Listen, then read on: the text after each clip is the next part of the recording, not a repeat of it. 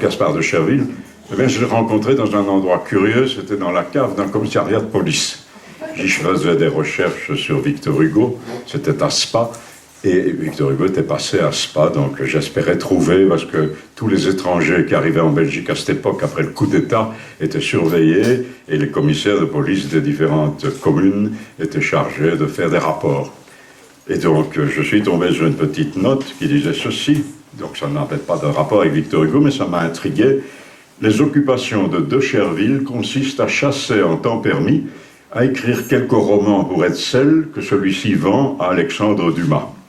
J'étais assez curieux, je ne savais pas que quelqu'un avait écrit à Spa des romans pour Alexandre Dumas. Donc je me suis mis à chercher sur Internet, dans des dictionnaires biographiques. J'ai trouvé peu de choses et souvent elles étaient très peu contrôlables et parfois même erronées, notamment on fête le bicentenaire de sa naissance. Beaucoup le faisaient naître en 1821.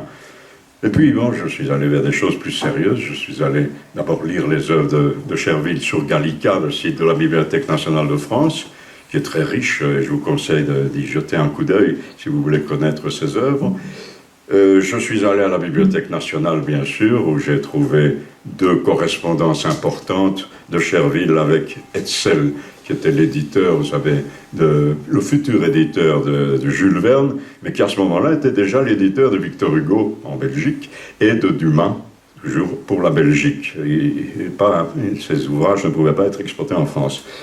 Et donc, c'était déjà une première chose, cette correspondance avec Hetzel, et une autre correspondance à l'Arsenal avec Jules Clarchy, qui était un écrivain, académicien, administrateur de la Comédie Française. Seulement, ces lettres avaient un défaut, c'était intéressant de les trouver, mais elles n'étaient pas datées, elles étaient difficiles à lire, difficiles à déchiffrer.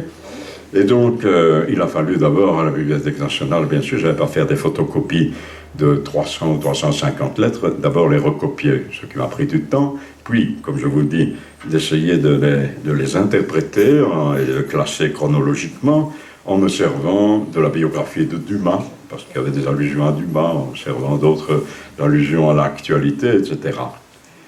Et puis, j'avais demandé aussi à M. Schopp, qui est le président de la Société des Amis d'Alexandre Dumas, si dans la bibliothèque du château de Monte Cristo, tout proche, est-ce que vous n'auriez pas des lettres qui ont été échangées entre Cherville et Dumas? Et il m'a dit, toutes les lettres ont été volées. Elles ont été volées dans les années 80 ou 90. Mais j'ai recopié ces lettres pour un travail que j'avais à faire. Et il a eu l'amabilité, la gentillesse de me donner les copies de ce qu'il avait sauvé en quelque sorte, parce que je ne les ai jamais retrouvées. Alors voilà, donc c'est à partir de ces documents et de ce que je viens de vous dire que je suis parti dans l'aventure de ce livre qui m'a pris beaucoup de temps, mais je ne regrette pas d'y avoir passé. Je vais donc vous raconter rapidement l'existence de ce monsieur Gaspard de Cherville, votre concitoyen. Donc son enfance, d'abord, a été pour lui une espèce de paradis extraordinaire. Il est né à Chartres le 11 décembre 1819, donc on vous le rappelait tout à l'heure, de parents issus de familles nobles qui avaient, pendant la Révolution, les parents avaient émigré. Après la Révolution, le père était devenu colonel des hussards, il a fait toutes les campagnes de Napoléon. Et c'est pas à Chartres que Cherville a passé son enfance, mais à Chapelle-Guillaume, qui est un village du Perche, où il a eu, avec la nature, avec les animaux, avec les paysans, avec les agriculteurs, des contacts qui le ravissaient. Et il a aussi eu là une passion qui allait dévorer un peu son existence, c'est la passion de la chasse, parce que son père était un grand chasseur. À chacun de ses retours de l'armée, il prenait son fusil et il emmenait son fils à sa suite. L'instruction de Gaspard de Cherville a d'abord été assurée par une espèce de précepteur, un précepteur, l'abbé Boileau. Mais Gaspard de Cherville était un facétieux, et il peignait les lunettes de l'abbé quand l'abbé ne regardait pas, il les peignait en bleu ou en noir. Et bien sûr, l'abbé, après cela, se croyait aveugle pendant quelques minutes, et ça le fâchait fort. Mais pire, il avait un jour introduit un hérisson dans le lit de l'abbé, qui de temps en temps logeait au château.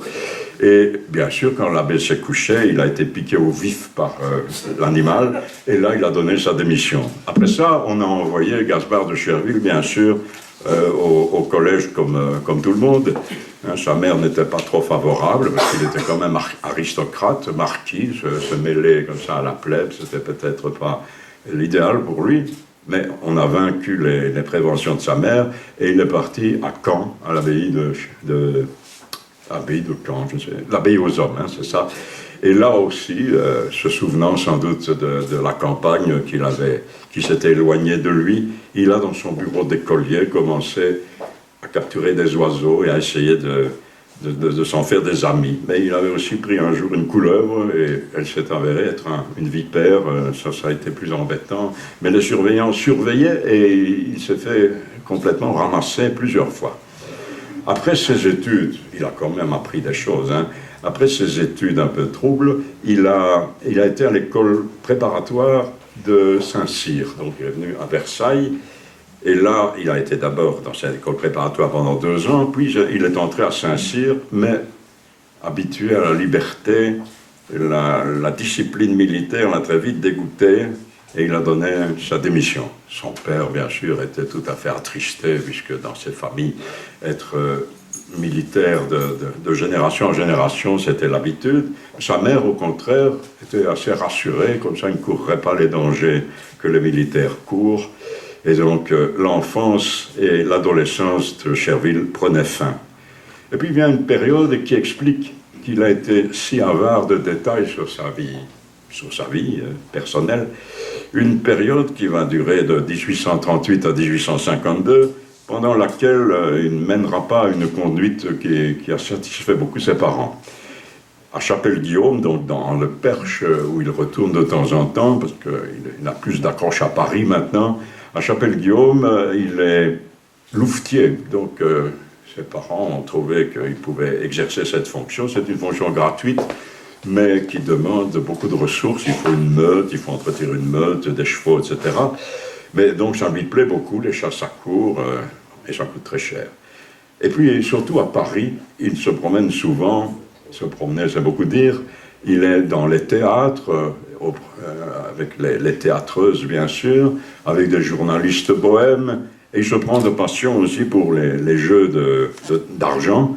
Et un jour, il va le raconter plus tard, il va perdre 83 000 francs. J'ai regardé un petit peu ce que ça pouvait valoir. Un ouvrier gagnait 600 francs par an, 83 000 francs, c'était pas mal.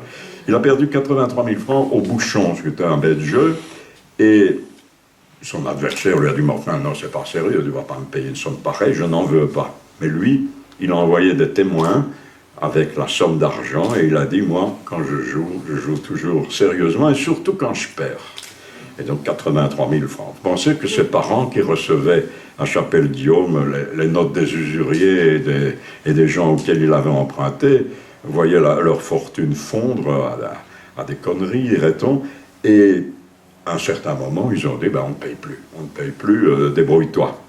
À ce moment-là aussi, Cherville à Paris rencontre une comédienne, Constance Davenet. Elle était née Bachouet, mais c'était son nom de scène, Constance Davenet, qui a une vingtaine d'années, qui est très jolie, et dont il s'éprend. Il va vivre d'ailleurs 12 ans avec elle. Ses parents, bien sûr, ne peuvent pas savoir ça, parce qu'il ne faut pas de mésalliance. Se marier quand on est marquis avec une comédienne, c'est pas possible. Donc, c'est un mariage un peu secret pour la famille. À la fin de la même année où il a rencontré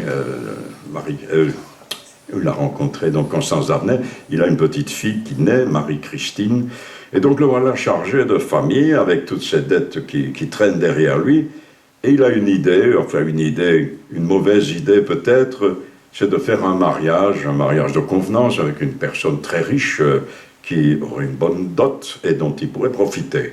Et donc dans la région de Chapelle-Guillaume, il y a une fille de la famille du comte de Romanet de Beaune, Louise, qui conviendrait à ses projets. Il se présente, il est accepté, il n'avoue bien sûr ni ses dettes, ni sa relation avec Constance Davenet, ni sa fille, et donc le mariage a lieu. Le mariage a lieu, mais il passera très peu de temps dans le château de Gevrez, c'est le château que la dame possédait. Il va participer à des chasses, c'était des aventures entre hommes qui duraient des semaines, on allait assez loin, on buvait beaucoup et on jouait en même temps. Et donc sa femme ne le voit pas beaucoup. Hein. Et en dehors de cela, il va encore à Paris, où il veut continuer la vie qu'il menait avant ce mariage, disons, et retrouver sa compagne, Constance d'Avenay, sa fille. Et donc pendant toutes ces années, 4 ans, c'est la vie qu'il mène. Quand il rentre au château, c'est pour demander de l'argent à sa femme, bien sûr, et puis il redisparaît pour un temps. Tout va s'écrouler pour lui, cette vie en tout cas, en 1849-50, lorsqu'il est surpris en flagrant délit sur les conseils sans doute de la femme qui a averti les autorités. Il est surpris avec une dame dont je n'ai pas retrouvé le nom, mais c'était une dame de la bourgeoisie. Et donc il y a un procès qui va avoir lieu. Le tribunal va le condamner d'abord à la séparation de corps avec sa femme. Le divorce n'existait plus à cette époque, il sera rétabli à la fin du siècle. Et pour prodigalité, donc parce qu'il dépensait tout l'argent des autres, et de sa femme et de ses parents, il va être interdit judiciaire aussi, c'est-à-dire qu'il aura un conseil et qu'il devra consulter chaque fois qu'il veut faire des dépenses importantes. Et il aura ce conseil autour de lui jusqu'à 58 ans, donc ça va lui peser sur le dos. Donc, dans ses lettres à Hetzel, il avoue que pendant cette période, il a perdu 1 million à peu près. 1 million. On comprend donc son silence sur cette période, sur ses aventures. Et il disait d'ailleurs dans une lettre à Hetzel, « Je suis de ceux qui pensent que lorsque l'on a des trous à sa culotte, il faut, tant qu'on peut, s'asseoir dessus. » Eh bien, il l'a fait pendant cette période. La famille, donc, est tout à fait honteuse, et elle le prie de s'éloigner, d'éloigner d'elle ce sujet de scandale. Elle lui donnera une petite pension, mais qu'il aille bien loin. Et le bien loin, ce sera Bruxelles.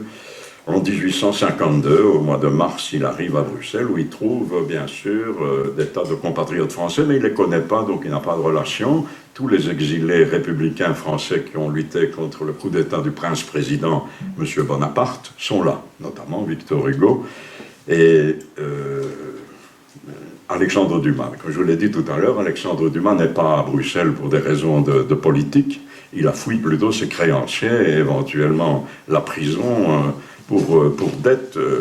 Et il s'est très bien établi à Bruxelles. Il a loué deux maisons côte à côte. Il les a fait transpercer pour agrandir son salon, pour loger sa fille, etc. Et il reçoit beaucoup de monde. Tous les exilés républicains passent dans le salon d'Alexandre Dumas parce que sans être politiquement aussi engagé, il a beaucoup d'acquaintances avec ces personnages, tout à fait d'ailleurs admirables. Donc Victor Hugo va souvent chez M. Dumas. Et puis un ami de Cherville, c'est probablement le seul qu'il avait à ce moment-là, va l'inviter, parce que c'est une de ses relations, pour se faire justement un peu connaître, à aller avec lui pour voir M. Dumas. Cherville, qui a beaucoup lu, ça je ne vous l'ai pas dit, mais qui a beaucoup lu dans sa jeunesse et qui en particulier a admiré les mousquetaires, le comte de Monte Cristo, est tout à fait tremblant. Je ne sais pas ce qu'il va avoir comme contenance lorsqu'il sera en face de cette espèce de demi-dieu pour lui. Et puis son ami le pousse et un jour il se trouve devant la porte d'Alexandre Dumas au boulevard de Waterloo où est le salon du monsieur. Et puis Dumas, il ouvre la porte et il ouvre les bras, et il fait un grand sourire. Cherville racontera cette entrevue. Il dit « Je ne jurerai pas qu'il m'ait embrassé. Ce qui est certain, c'est qu'à la seconde visite, la tradition était prise. » Et pendant 1 an et demi, d'ailleurs, M. de Cherville va aller fréquenter le salon de Dumas 2 fois par semaine. Il dînait, d'ailleurs, et puis il passait la soirée. Les soirées qui sont égayées par les souvenirs de Dumas et par ses interminables causeries, par des attractions. On fait de l'hypnotisme. Dumas aime beaucoup ça, des séances de magnétisme. Et en général, quand il hypnotise quelqu'un, une jeune femme du quartier, c'est très bien parce que quand tu lui poses des questions, elle ne répond jamais. C'était une somnambule muette, dit-il. C'est assez curieux. Et parfois, ils vont même ensemble à Waterloo ou à des soirées au théâtre, côte à côte. Donc, une grande entente entre les deux. Les deux sont faits d'ailleurs pour s'entendre. Chervil et Dumas aiment chacun la liberté, la gastronomie, la chasse, et l'un de l'autre ont beaucoup d'humour, et ils ont aussi une habitude, c'est de ne pas se tutoyer. Or, Dumas tutoyait quasi tout le monde, mais peut-être parce que c'était un marquis auquel il avait affaire, et qu'il avait quand même un certain respect, un respect modéré, il ne le tutoyait pas. Le jeune Chervil de cette année 1852, vous en avez une photo quelque part, il ressemble à Louis-Napoléon Bonaparte. Il a une petite barbiche, une grosse moustache. Et M. Ovas, à qui j'avais fait part de ses recherches sur Chervil, à qui j'avais donné la photo, dit ben oui, on dirait un Napoléon III, mais qui serait amusant, parce qu'effectivement, il a une figure plus détendue que celle du prince-président, auteur du coup d'État. Donc il n'est pas encore question à ce moment-là de collaboration entre Alexandre Dumas et Chervil, c'est simplement une amitié qui s'est nouée. Dans le salon de Dumas, Chervil rencontre deux personnages qui vont compter beaucoup dans sa vie. D'abord Victor Hugo avec lequel il ne le voit pas seulement chez Dumas, mais il dîne aussi dans un petit restaurant situé dans la rue même où habite Chervil. Et là, à table, ils discutent longuement. Hugo s'en souviendra bien des années plus tard et il le lui dira par écrit. Et comme Victor Hugo est en train d'écrire Napoléon le Petit et l'histoire d'un crime, il a besoin de témoignages de gens qui ont assisté au coup d'État ou à ses suites. Le 4 décembre 1851, donc le coup d'État a eu lieu le 2 décembre. Le 4 décembre, sur les grands boulevards de Paris, il y a une foule qui s'est réunie. On craint qu'il y ait des protestations et peut-être des manifestations. Et la troupe, une troupe avinée, se met à tirailler dans tous les coins. Chervil est dans la rue et il a juste le temps de se mettre dans une porte cochère pour éviter une balle. Donc il n'y aurait plus de Chervil et nous ne serions pas ici. Mais donc il raconte ça à Victor Hugo. Et Victor Hugo va le noter dans l'histoire d'un crime en disant « Monsieur de Chervil, un légitimiste me permet de le nommer et voici le témoignage qu'il a fait. » C'est un assez long témoignage qui est repris par Victor Hugo. Et 16 ans après encore, Victor Hugo envoie à Chervil une de ses photos dédicacées où il dit, elle est reproduite ici aussi d'ailleurs, il dit à Monsieur de Chervil, au spirituel et cher compagnon de ma première année d'exil, toujours mon ami après 16 ans, donc ça n'était pas une simple rencontre qui n'aurait pas de suite. Et deuxième rencontre qu'il fait, elle est encore plus importante, pas que celle de Victor Hugo, mais pour la suite de la vie de Chervil, c'est celle de Jules Hetzel, justement. Jules Hetzel est un exilé politique, lui, un républicain qui s'est exilé. Comme je vous l'ai dit, il est éditeur de Victor Hugo, d'Alexandre Dumas, et il est sensible, parce qu'il est né à Chartres aussi, à la détresse de Chervil, qu'il voit là tout seul, sans ressources, avec sa femme, avec sa fille. J'ai oublié de dire qu'il avait eu un petit-fils en 1851. Et donc, il va essayer de l'aider. Et quand Dumas quitte Bruxelles en 1853, donc il est resté 2 ans à peu près, Chervil se retrouve plus seul que jamais, et Hetzel le pousse vers le théâtre du Vaudeville à Bruxelles, où il y a une place d'administrateur qui est libre. Chervil va utiliser et occuper cette place, seulement il va faire tellement une mauvaise gestion qu'il démissionnera de lui-même d'ailleurs. Et le revoilà sans emploi, malade. Hetzel lui conseille de quitter la grande ville. La campagne lui sera plus appréciable et il pourra y chasser. Et il connaît un coin, Hetzel, où il va chaque année déjà, où il ira chaque année pendant son exil, c'est la ville de Spa. Et Spa est une ville d'eau où il y a des activités théâtrales, musicales, mais il y a aussi tout autour de grandes forêts où Chervil va pouvoir effectivement chasser. Donc il retrouvera un peu, parce qu'il va suivre le conseil, il va retrouver là les conditions de Chapelle-Guillaume, mais il y sera beaucoup plus heureux. Hetzel vient donc passer ses vacances quelque temps plus tard, après l'installation de Chervil à Spa, et il se promène dans les bois. De nouveau, c'est la joie pour Chervil, et puis leurs conversations sont très agréables, mais Hetzel lui dit, si tu écrivais, parce que là, eux, ils se tutoient, si tu écrivais, tu pourrais gagner ta vie autrement que...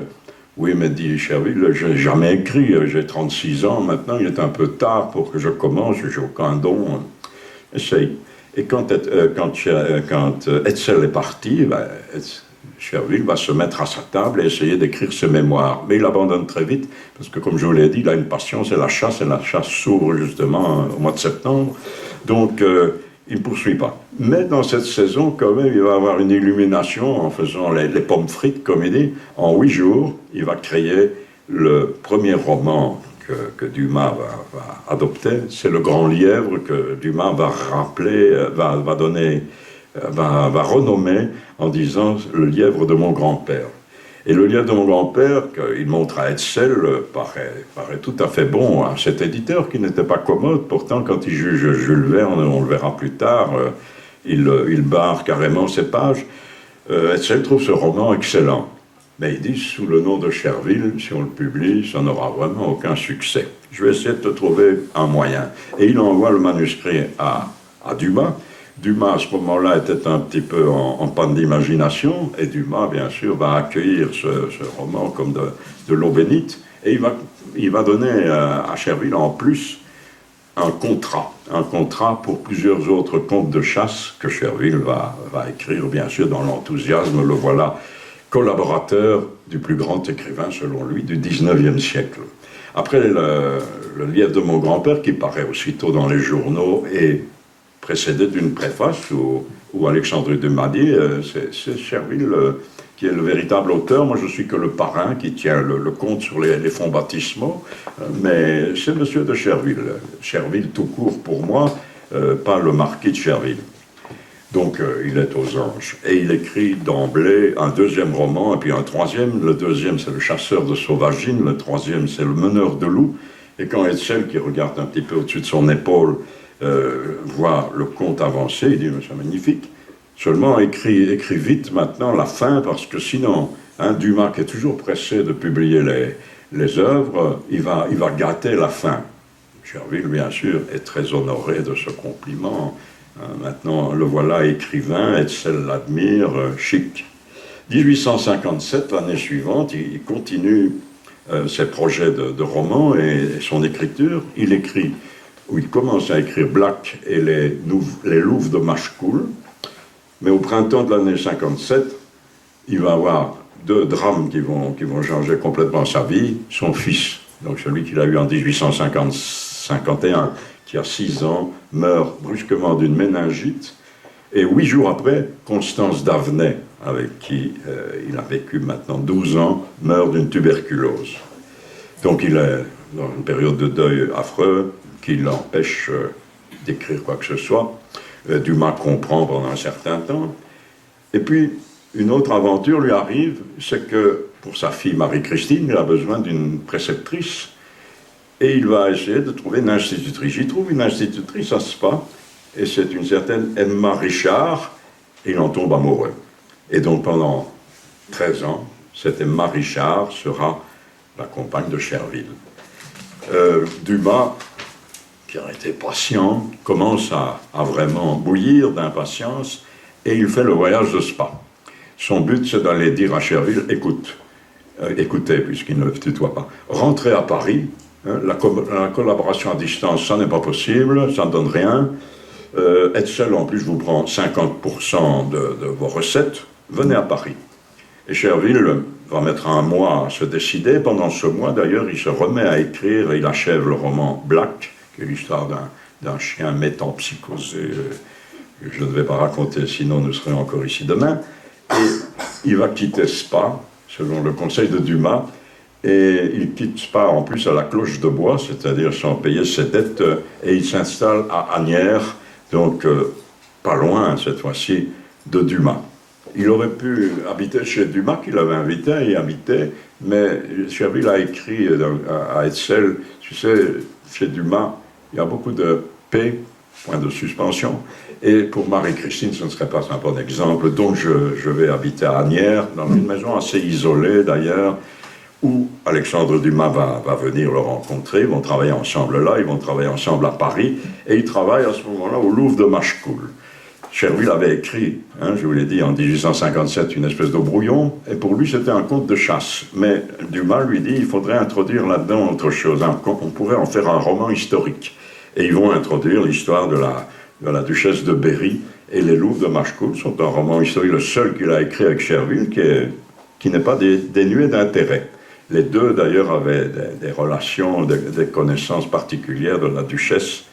Ça fait trop long à vous expliquer. Il commence donc là une vraie collaboration, côte à côte. Elle se poursuivra à Marseille, où Dumas est appelé pour une pièce de théâtre qu'il a promise. Et pendant 2 mois, ils vont travailler. Dumas travaille beaucoup pour le théâtre, mais il aide Chervil aussi au roman. Et puis il fait la cuisine. La cuisine pour Dumas, c'est une passion. Vous connaissez son dictionnaire qu'il écrira, qui paraîtra de façon posthume. Ils ont engagé, puisqu'ils sont plusieurs, Emma dont je vous ai parlé, qui est la compagne de Chervil, elle est là, donc il y a du monde à nourrir, et c'est Dumas qui avait engagé une cuisinière qui dit, moi je prends les rênes de la chose, cette cuisinière, je ne sais pas s'il a dit est une andouille, mais à peu près, elle s'occupera des commissions, de l'épluchage des légumes, moi je ferai la cuisine. Et donc, comme il était très exigeant, quand il faisait une sauce, il disait, il n'y a pas de citron. On a utilisé du vinaigre, alors il se fâchait tout rouge et il envoyait son domestique, ils habitaient dans la banlieue de Marseille, il l'envoyait le soir en voiture chercher le citron qui manquait pour faire sa sauce. Bon, tout s'était bien passé entre eux, mais voilà que Dumas est invité par des amis à faire un voyage en Russie, un voyage qui va durer 1 an. Et Chervil va se retrouver 1 an sans Dumas. Les Louves de Machecoul ne sont pas tout à fait terminés, donc il les termine sur les instructions de Dumas, il les termine seul. Il va aussi, pendant cette période, pouvoir déménager de Asnières et s'installer le long de la Marne, à la Varenne-Saint-Hilaire. C'est encore une fois, c'est toujours ce qu'il cherche d'ailleurs, un endroit où il y a des possibilités de chasser, de pêcher, de se promener dans la nature. Et il a acheté là un petit chalet grâce à l'héritage d'une tante qui a été très généreuse avec lui, et donc il est établi là pour assez longtemps. Et il écrit un nouveau roman, Le Fils du Forçat, cette fois-ci. Mais Dumas est au loin, et il lui dit, écoutez, j'aurais besoin de votre aide. Mais Dumas lui écrit, je m'en rapporte entièrement à vous. Vous avez eu des habiletés et des finesses pendant le cours de l'ouvrage, elles ne vous abandonneront pas à la fin. Et donc, au lieu de lui donner une aide, il lui donne une espèce de compliment, mais ça ne satisfait pas Chervil. Il en a un peu assez de cette collaboration où Dumas se désinvestit de plus en plus. Et il dit, la maison Dumas ne prend même plus la peine de me corriger ou de me recopier. Quand c'est bien les romans que je produis, je n'y suis pour rien, bien sûr, aux yeux des autres. Et si c'est mal, on tombe dessus. C'est un fichu état que celui du chien de Tournebroche. Le mien a beaucoup du sien, et à cette différence près que c'est à moi de fournir le rôti en plus. Donc vous connaissez le système de Tournebroche, c'est une espèce de cage d'écureuil, il y a un chien qui doit courir après un morceau de viande. Et Chervil dit, voilà, je suis le chien, et je vais apporter le morceau de viande en plus. Dumas revient de Russie, et pendant 3 mois, ils vont cohabiter, Chervil et lui, et il y a une personne de plus qui accompagne Alexandre Dumas, cette fois-ci, c'est Émilie Cordier, qui est une jeune fille de 19 ans dont il est tombé amoureux et qui va compter dans sa vie puisqu'elle lui donne un enfant quelques années plus tard. Ensemble, donc, là, dans ce chalet de Chervil, ils se retrouvent parce que Dumas a quitté la rue d'Amsterdam, sur le conseil d'ailleurs de son collaborateur qui lui dit, mais il y a trop de parasites, d'importants qui t'empêchent de travailler, viens à la Varenne-Saint-Hilaire. Et Dumas a loué une maison, une vieille ferme à la Varenne-Saint-Hilaire, et comme chaque fois qu'il s'installe dans une nouvelle maison, il doit tout transformer. Et donc pendant les 3 mois de la transformation, c'est avec Chervil qu'il se retrouve. Les 2 hommes travaillent beaucoup, ils publient. Ils écrivent des romans, Le médecin de Java, Le père Larouine, La marquise d'Escoman, je ne peux pas vous les résumer bien sûr, et Dumas en plus s'occupe de rédiger son journal, parce qu'il a eu des journaux, Le Mousquetaire, et ici il en est au Monte Cristo, c'est un journal hebdomadaire qu'il prétend et qu'il écrit d'ailleurs pratiquement tout seul. Donc écrire tout un journal de je ne sais plus combien de pages, mais au moins 16 pages sur 4 ou 5 colonnes serrées, ça prend du temps, mais Dumas n'est pas à sa près. Il a beaucoup, une fois qu'il a pris la plume en main, il a beaucoup d'imagination. L'entente donc entre les deux hommes est parfaite. Ils font des bons mots ensemble, mais il y a un important dans la maison, c'est un corbeau. Un corbeau apprivoisé de Cherville, parce qu'il y a toujours eu des corbeaux ou des animaux familiers. Et ce corbeau attaque pratiquement les deux hommes qui écrivent, et surtout Dumas. Et Cherville dit, c'est sans doute un mari métempsychosé qui veut s'en prendre et se venger de Dumas. Bon. Mais le corbeau continue, on a beau le chasser, il revient, et Cherville écrit en plus, 10 fois, j'ai vu le moment où nous allions être forcés d'envoyer chercher les gendarmes. Colas, c'est le nom du corbeau, a obtenu un triomphe dont peu de gens peuvent se vanter. Il a arraché à Dumas des larmes de colère.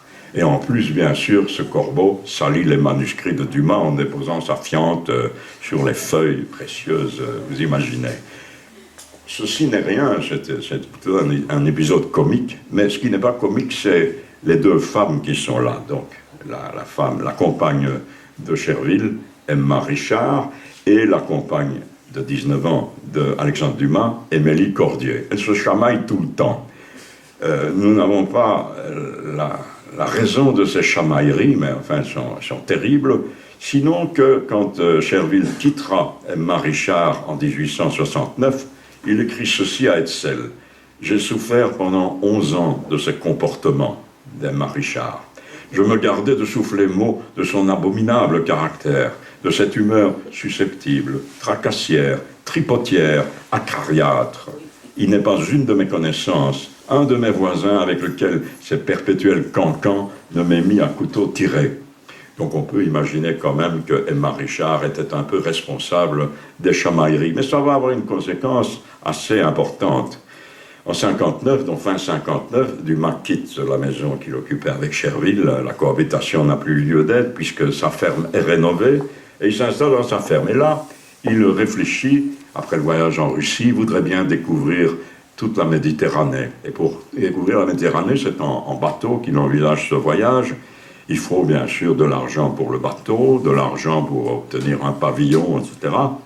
Et coup de chance, cette année se termine entre lui et l'éditeur Lévy, un terrible différend, et un compromis intervient. Lévy va pouvoir publier les œuvres complètes de Dumas, mais Dumas, en contrepartie, reçoit immédiatement 120 000 francs. Et avec ces 120 000 francs, le voyage est possible.